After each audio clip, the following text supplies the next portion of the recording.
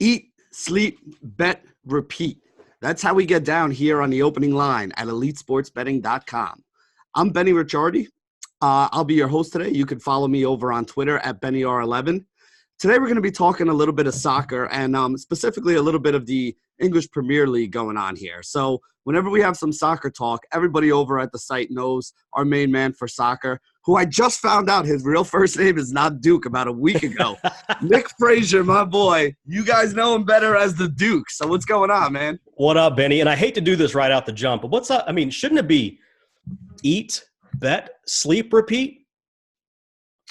I don't get paid. Are you on the marketing team? What are we doing? I'm not throwing the marketing team under the bus. That's above my pay grade right now. Here's the thing. Here's what we know.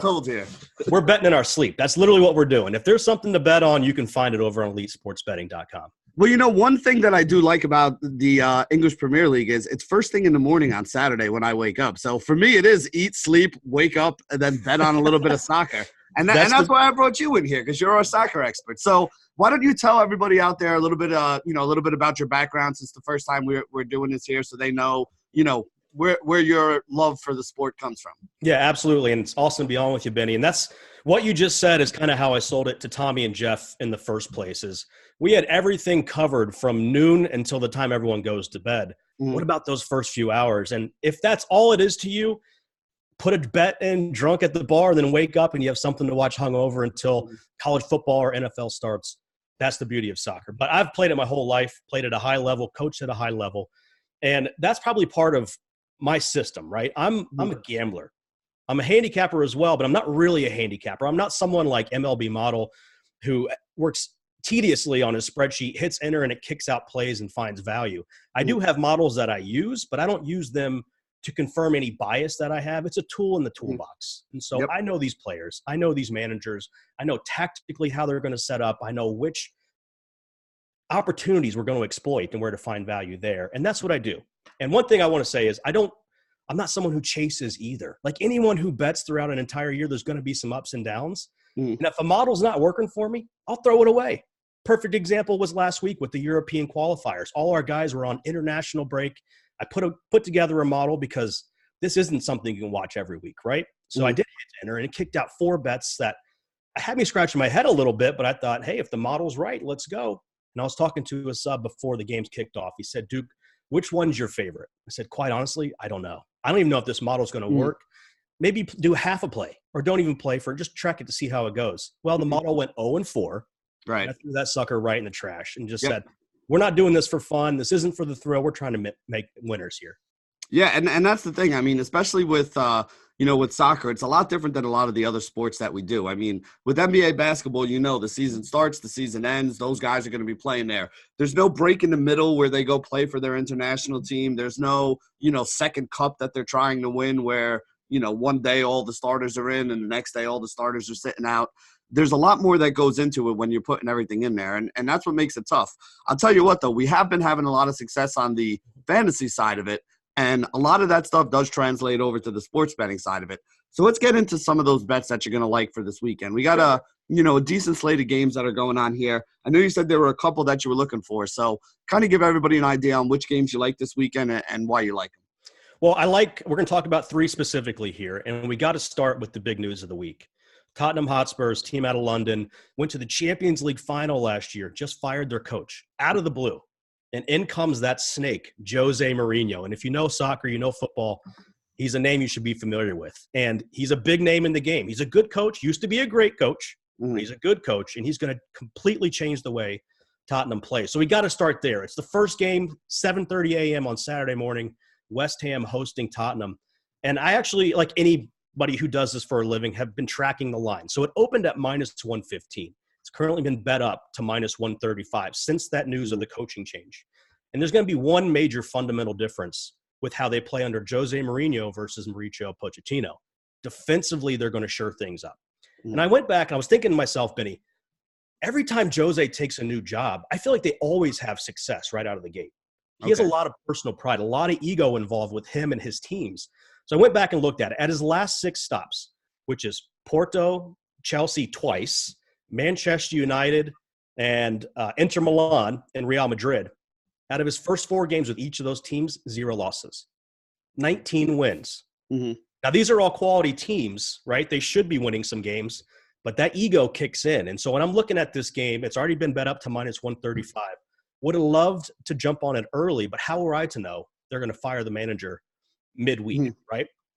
And to your point, I love grabbing closing line value, but team news is so huge, especially as we get into this holiday period where fixtures are coming hot and heavy. Mhm. Going to be injuries. There's going to be squad rotation. So closing line value is great. It's a great way to make money long-term in betting. And soccer, I like to wait for those teams, the team news to come out before I put my money behind anybody.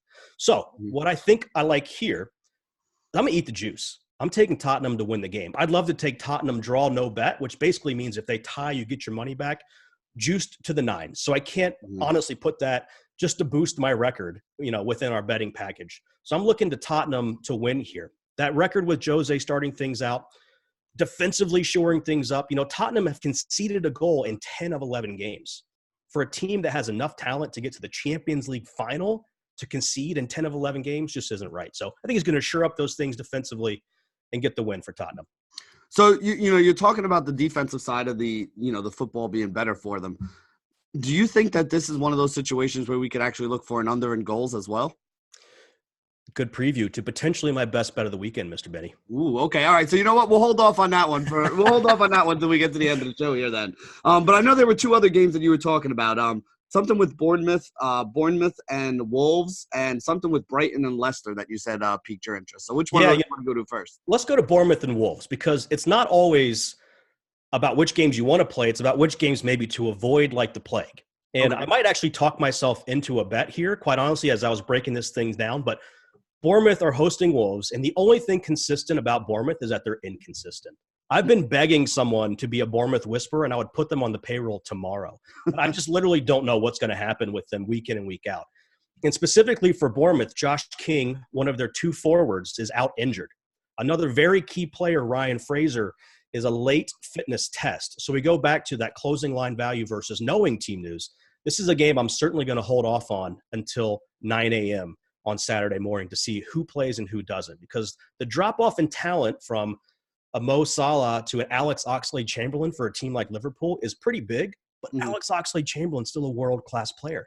Mm-hmm. The drop-off from Ryan Fraser to whoever might be filling in, Junior Stanislas or someone else, is pretty massive, especially with the way they play. And then you look at the other side of the ball. Wolves, not too dissimilar. They play a very organized, very similar style in that they're trying to keep the game close. They've only had one game this year, that's been decided by 2 or more goals. Everything's been a tie or a 1-goal victory. So I don't see either of these teams blowing each other out.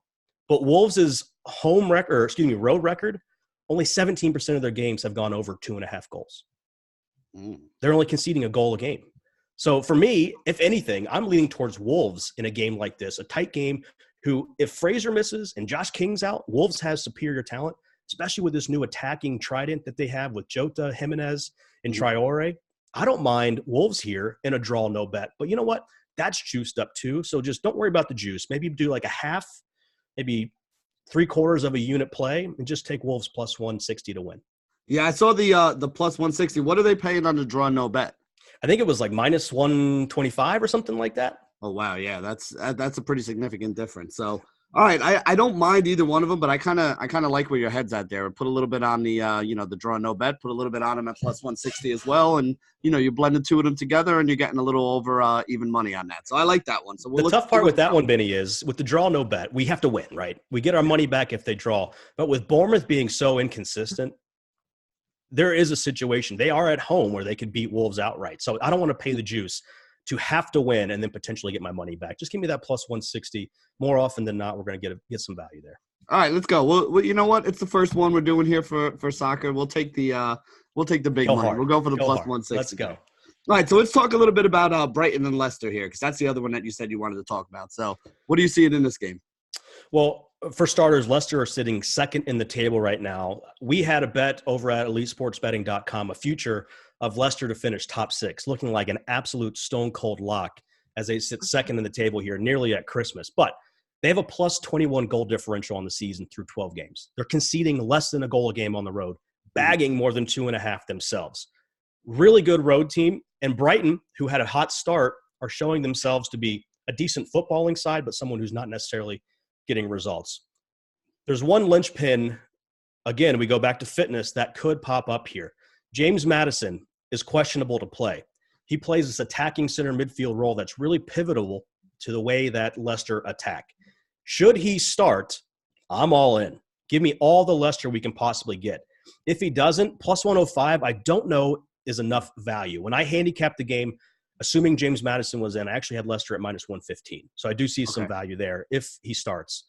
If they don't, Leicester are still a quality side, but I'm worried about them scoring enough goals to potentially outscore even just a single goal from Brighton. They have to grab 2 on the road without James Maddison is something that they're capable of. I mean, they put 9 on Southampton, for God's sakes, but not something I necessarily want to attack. So I'm not a fan of picking away teams unless the situation is right. Should James Maddison start here, I'm all in. Look, on the road, they're 6-0-0. 6 wins, 0 draws, 0 losses. They've scored at least 2 goals in every single one of those games.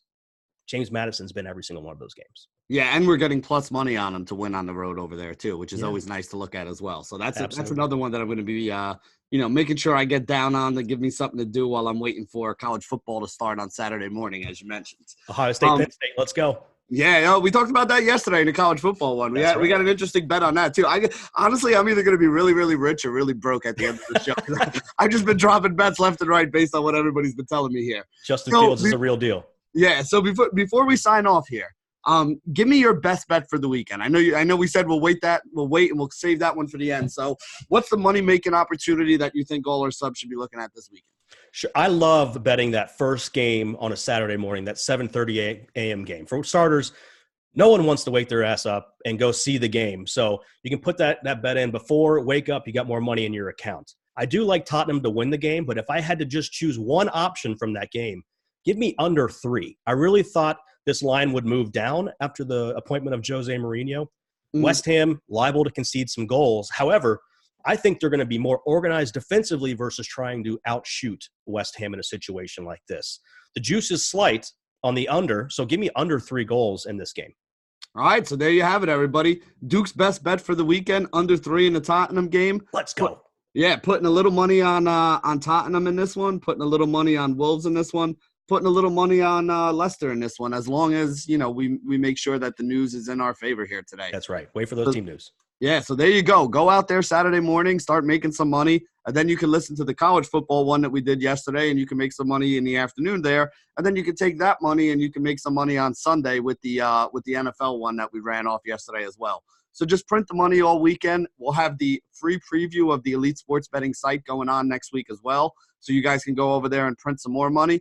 By the time Thanksgiving rolls around, you'll be able to pay for dinner, have the nice big turkey on the plate, and still have the money to go get some cigars and some cognac after it's all done and enjoy it. Yeah, buddy. Yeah, so for my man, Nick Frasher, a.k.a. Duke, this is Benny Ricciardi signing off for EliteSportsBetting.com on The Opening Line.